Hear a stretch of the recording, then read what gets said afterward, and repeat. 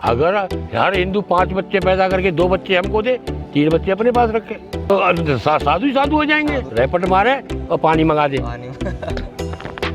पैर मारे पानी निकाल दे। हम चाहें और हमारे प्रधानमंत्री चाहें तो हम जो है बॉर्डर पर लड़ने को तैयार हैं।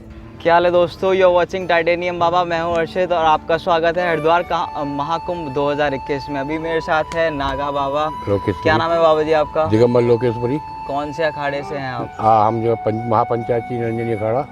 तो सबसे पहला सवाल आ रहा है जो व्यूअर्स हैं कि नागा साधु, नागा सन्यासी आखिरकार है कौन? नागा सन्यासी एक जो है नागाओं की फौज होती है, जो हमारे आदि शंकराचार्य जो मकराचार्य हुए, उन्होंने लड़ने के लिए और देश की रक्षा के लिए ये नागा फौज को तैयार किया था। ये लगभग कब ये फौज तैयार? लगभग ये फौज को 1200 साल हो गए। तो फौज फिर लड़ने के लिए तैयार। अब से पहले हमारे नागा साधुओं ने कई युद्ध और जीते, जिसमें धंधुका, धौलका, बीरगबाम ये गुजरात में पड़ते हैं, और अन्य कई युद्ध जो जीते। एक तरीके से धर्म की आर्मी कही जाती है। धर्म की आर्मी नहीं, अगर आज भी हम चाहें और हमारे प्रधानमंत्री चाहें तो हम जो है बॉर्डर पर लड़ने को तैयार हैं। तो महाराज जी, जैसे हर प्रोफेशन में अलग अलग तरह की क्वालिफिकेशन हमें करनी पड़ती है। डॉक्टर बनना है, सीए बनना है, अलग अलग एग्जाम्स देने पड़ते हैं। तो एक नागा साधु बनने के लिए क्या क्या तपस्या है, किस किस कठिनाइयों से गुजरना पड़ता है एक सन्यासी को? देखिए, नागा सन्यासी बनने के लिए कोई कठिनाई से नहीं गुजरना पड़ता।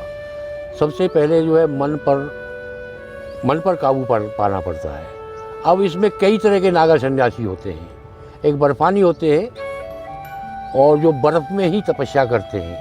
वे ताप शीत सबको सहन करके बर्फ़ में ही अपनी तपस्या करते हैं।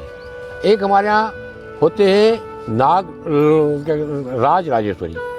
राजेश्वरी जो होते हैं, वो इलाहाबाद में तैयार किए जाते हैं, और उनको जो है अच्छी तरह से धूने पर बिठाल कर, और हमारे गुरु लोग जो पीछे बैठे हुए हैं, ये उनको अच्छी तरह से समझा कर, पढ़ा कर, और जो है उनको तैयार किया जाता है कि आपको इन नियमों से रहना है, इस तरह से रहना है। और हम लोग जो है अपनी गुरु परंपरा के आधार पर, जो हमारे गुरु लोग हैं, जैसे हमारे पीछे हमारे गुरु जी बैठे हुए हैं, हम इन्हीं के वचनों पर और इनके बताए हुए नियमों पर चलते हैं, और ये ही हमारी तपस्या पूर्ण कराते हैं। क्या नाम है आपके गुरु जी का? हमारे गुरु जी का नाम केशवपुरी जी है और गुरु निरंजन देव है। निरंजन देव। तो आप कौन से वाले नागा साधु हैं? हम जो है राज राजेश्वरी हैं, प्रयागराज में। आपकी भी जो परीक्षा है प्रयागराज में हुई।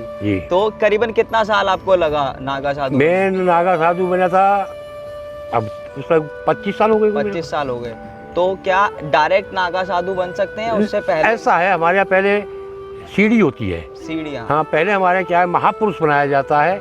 महापुरुष को पहले जो है सिखाया जाता है, आरती पूजा ये जितने भी, और उसको जो है नियम में ढाला जाता है, कैसी सेवा होती है, किस तरह। हमारे गुरु लोगों का काम ही है कि पहले उसको जो है पक्का करना, पहले उसको परिपक्व करना, और परिपक्व करने के बाद में फिर उसे नागा बनाया जाता है।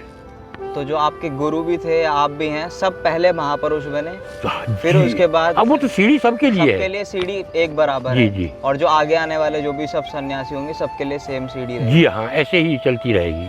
तो करीबन कितने समय लगता है एक महापुरुष से लेकर एक नागा साधु? वो तो उस साधु के परिपक्व होने पर निर्भर करता है, वो कितने दिन में परिपक्व हो सकता है, कितने दिन में परिपक्व हो कर सकता है।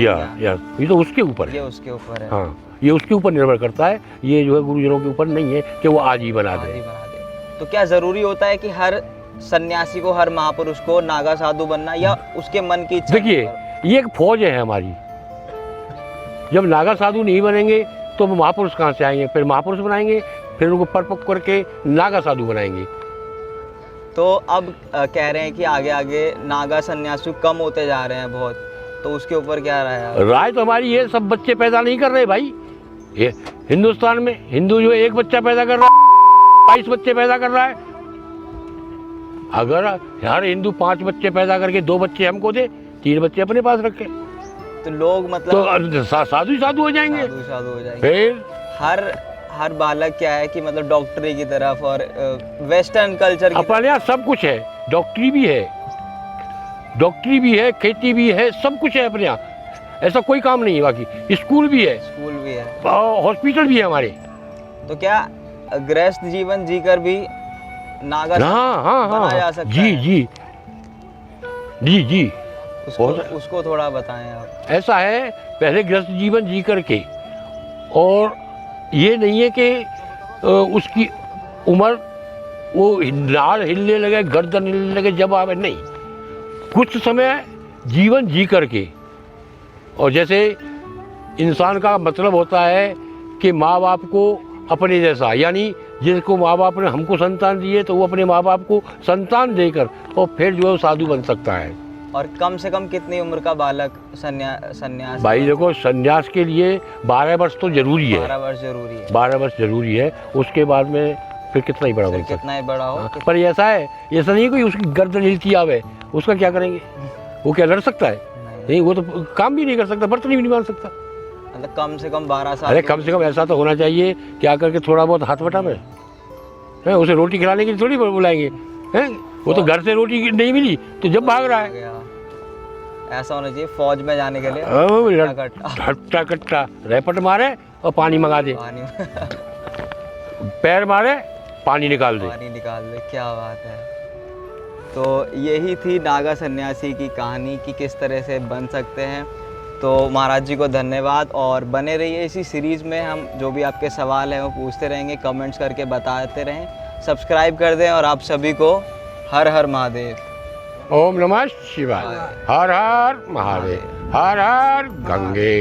हर हर गंगे जटा शंकरी।